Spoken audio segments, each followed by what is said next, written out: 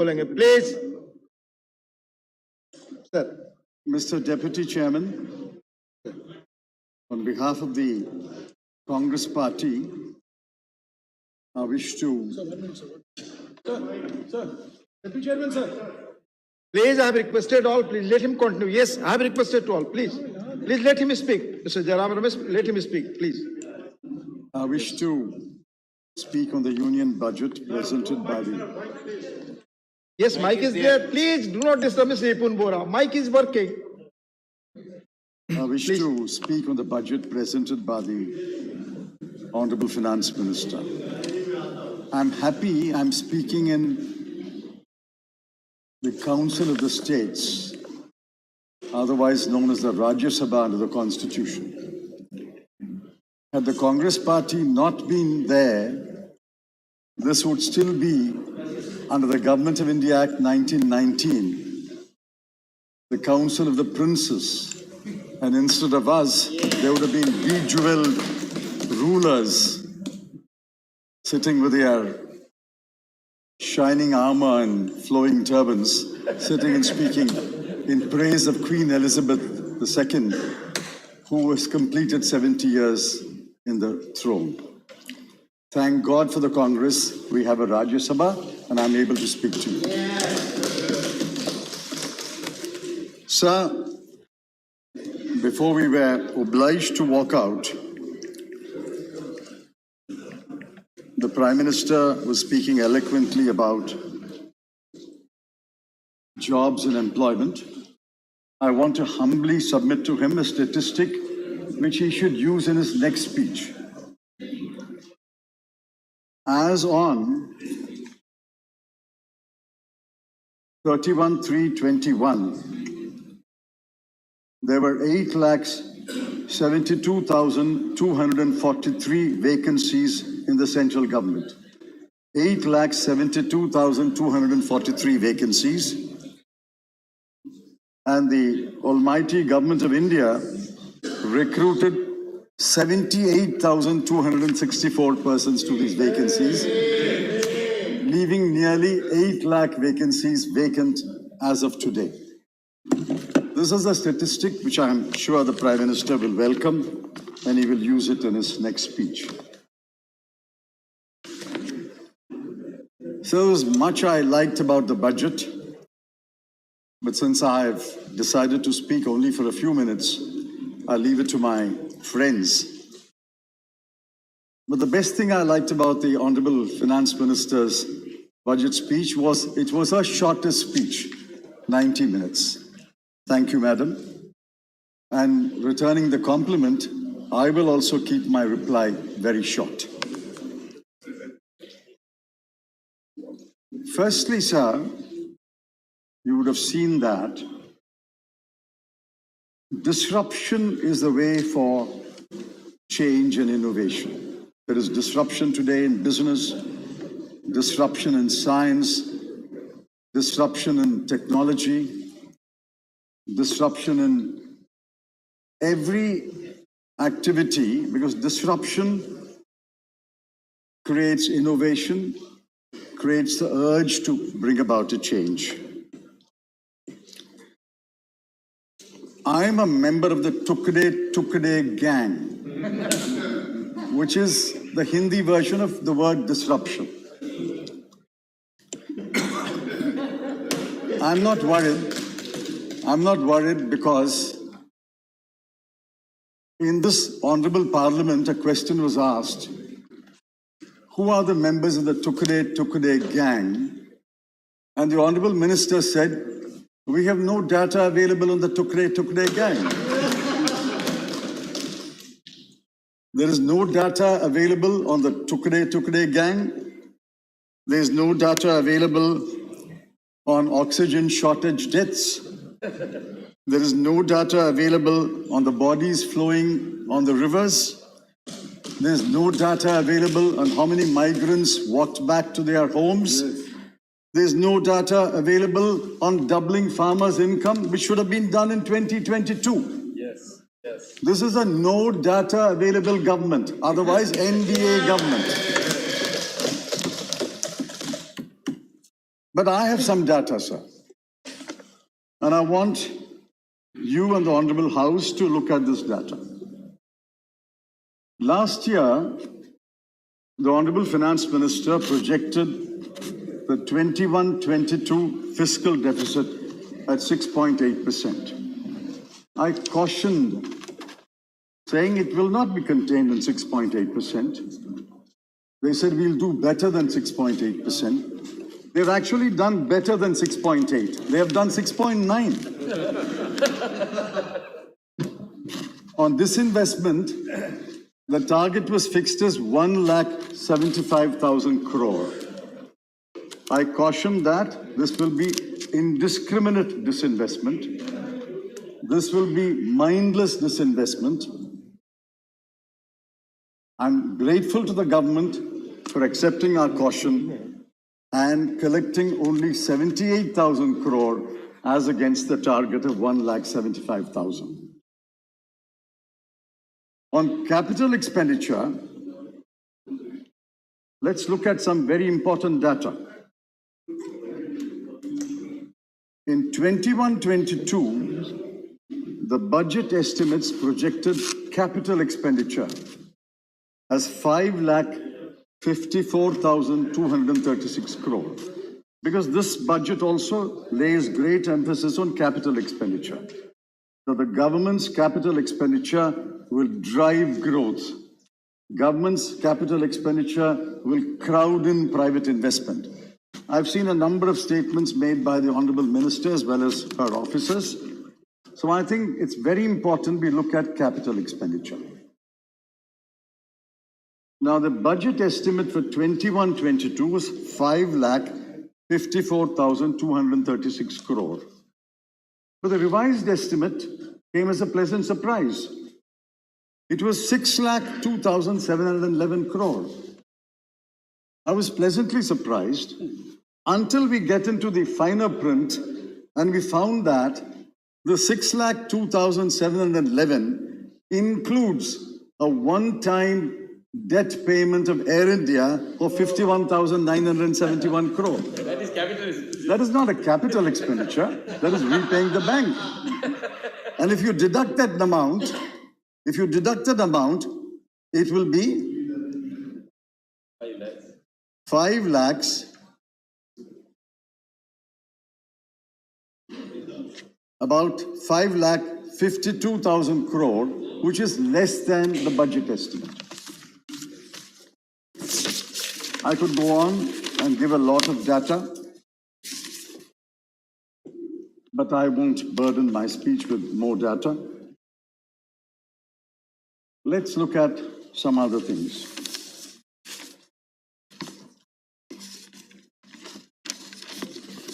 I think the government believes that people have short memories. I'm grateful to my friend, Swaminathan Iyer, who pointed out in a recent article, 2 years ago, government promised to privatize BPCL, Container Corporation of India, and the Shipping Corporation of India. There was no word in this year's budget on what progress they have made. Last year, the Honorable Finance Minister said she will privatize 2 public sector banks and 1 insurance company. There's no word in this budget about what happened. Last year, for the 3rd time, they promoted what is called a national monetization pipeline. It had different names in different years. And they said, we will raise 600,000 crore, 6 lakh crore of old infrastructure will be sold over 4 years. 1 year has passed, there's no word on that. The railway said 151 passenger trains on 109 routes will be bid out to private sector. There was a tremendous response to this announcement. Do you know how many people responded, sir? 0. 0 bids for this announcement. Why do you make these announcements? Some of them are bad announcements. Some of them may be good announcements. Why do you make these announcements if you do not have the capacity to execute any of these announcements? That's why we don't take these announcements seriously. We only look at the outcome budget. There is no purpose at all in looking at this government's proposals in the budget. I only want to look at the outcome budget. Now, sir, I believe the government must have an overarching economic philosophy. You may criticize it, you may say it's good philosophy, bad philosophy, but I think it's very essential a government must have an overarching economic philosophy. My party has one, and we said so when we released the manifesto for 2019. It's based on 3 W's. The first W, work. The second W, welfare. The third W, wealth. We are not against the creation of wealth. Wealth must be created. But work, jobs must be created. Welfare must be promoted. Now let's take jobs. I'm going to leave the others to my friends. Let's take jobs. We have a population of 139 crore people, of which the workforce is 94 crore. But the labor force participation rate, which is defined as a proportion of the total population, is 37.5%, which translates to 52 crore. Of the workforce, only 52 crore have some kind of a job, regular or irregular. The median age of India is 28.43. 50% of Indians are below the age of 28.43 and presumably looking for jobs. The government promised 2 crore jobs a year. They should report to us how many jobs were created. According to the CMI's data on unemployment, which is the only reliable data, because the government does not put out data on unemployment anymore, urban unemployment this morning was 7.9%. Rural unemployment was 6.54%. And the budget speech had one statement about job creation, that through Gati Shakti and infrastructure, 60 lakh jobs will be created in 5 years. So that is about 12 lakh jobs a year. The annual addition to the labor force is 47.5 lakhs. If 47.5 lakh people are coming into the labor force, workforce every year, and you are creating 12 lakh jobs, what will the rest do? What will the rest do? The answer is very simple. They will fry and sell pakoras. Sir, finally, I believe that every budget is contextual. What is the context in which we are? What is the context of the Indian economy today? There is an old Tamil verse, and I won't recite it. It's attributed to Nanneri, work composed by Shivaprakash. Sometimes it is attributed to Thiruvarutpa of Vallalar. But the key words are Idam, Porul, Eval, Kalam. In English, you can say context. Idam, Porul, Eval, Kalam. Tamil is a very rich language. What is context has been explained in beautiful 4 words. Idam, Porul, Eval, Kalam. Economic policy is contextual. What is the context today? In 2016-17, India's GDP grew by 8.3%. In 2019-20, it's slid down year by year to 3.7%. And in 2020-21, the pandemic year, we hit a recession. I will leave out that year.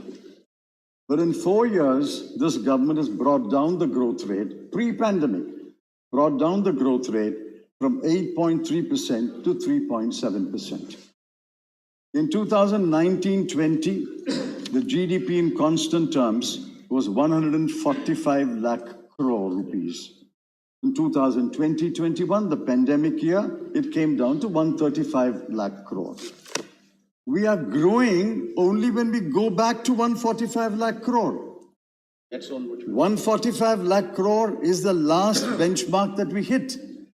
India is growing only when it gets back to 145 lakh crore in constant prices and grows higher. We have not reached that stage. Government claims we are running fast, but we are running fast to stay in the same place. You have to run fast to go ahead. You can't run fast in the same place. This is not a treadmill. Sir, the budget papers say nominal growth in the next year, 22-23, will be 11.1%. I heard the new chief economic advisor say real growth will be 8%. Now, the Honorable Finance Minister must clarify to this House, which is correct. If will nominal growth be 11.1 and real growth be 8? In which event is the Honorable Finance Minister assuring this House that inflation will be only about 3.1? Correct. One of the numbers is wrong. Either the budget number of nominal growth rate at 11.1 is wrong, or the new chief economic advisor's prediction that real growth will be 8% is wrong. This has to be clarified. Sir, I said I support creation of wealth, but we have to create work and we have to promote welfare. Let me end by what the government has done for welfare or not done for welfare in this context. Well, let's lay the context. India's economy is not yet recovered to the level of the pre-pandemic year. Everybody will agree with that. In the last 2 years, millions of jobs have been lost. 60 lakh MSMEs have been closed down. According to the Association of MSMEs, 60 lakh MSMEs have been closed down. 84% of households have suffered a loss of income. Per capita income has declined. Per capita expenditure has declined. 4.6 crore people have been pushed into extreme poverty. Huge learning loss among school children, especially children who live in rural India and are enrolled in government schools and have no access to devices. Malnutrition, stunting, and wasting among children has increased according to World Health Report. And India's rank in the Global Hunger Index has fallen to 101 out of 116 countries. WPI inflation is estimated by the government's own numbers as over 12% and CPI inflation at 5.3%. There is flight of talent from India, business talent, engineering talent, medical talent, science talent is fleeing India. There's an emergence of monopolies and duopolies. There's crony capitalism. Top 10% of India garner 57% of the national income and hold 77% of the nation's wealth. Shame. 102 billionaires have become 142 billionaires, and the 142 billionaires' wealth has increased from 23 lakh crore rupees to 53 lakh crore rupees in 2 years. This is the context of India. In this context, what has the budget done for welfare? Subsidy for petroleum for this year and the next year from 6,517 crore cut to 5,813 crore. Fertilizer from 1,40,000 crore to 1,05,000 crore. Food from 2,86,219 crore to 2,06,481 crore. In agriculture, from 4.3% of GDP to 3.84% of GDP. Crop insurance from 15,989 to 15,500 crore. and Maganrega from 98,000 crore to 73,000 crore. Welfare has been thrown to the wind. Work has not been created. Welfare has been thrown to the wind. And you say we are creating wealth. You are creating wealth for whom? For the 142 billionaires? Yes. Or for the crony capitalists? Yes. Who are you creating wealth for? If wealth is not shared, what is the point of creating wealth? Yes. Sir, this government has forgotten the poor. The word poor occurs twice in the budget. The word jobs occurs thrice in the budget. One name occurs 6 times, and I compliment the finance minister for being loyal to her prime minister. You have forgotten the poor. Let me end by saying, the poor will not forget you. The poor have long memories. Thank you. Thank you. The next speaker is Arun Singh.